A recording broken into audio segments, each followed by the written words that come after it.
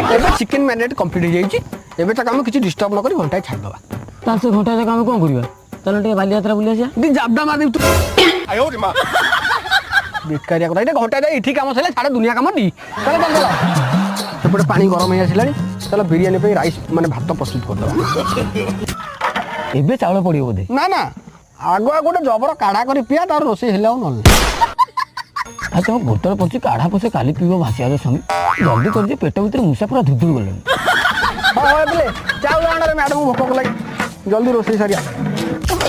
এটা କୋଉ ବାସୁମତୀ ଚାଉଳ ଆଡ କଲେ? ଦାବତ ନା ଭାଗବତ?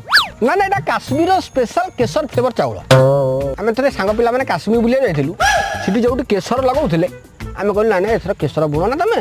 ଆମେ ଧାନ ବୁଣିଲୁ ସେଠି ଘର ଭଡ଼ା ନେଇ ରହିଲୁ ଚାଉଳ ଫଲା ଯେମିତି ବେଗ ଉପରେ ଆଣିକି ଆଇଲୁ।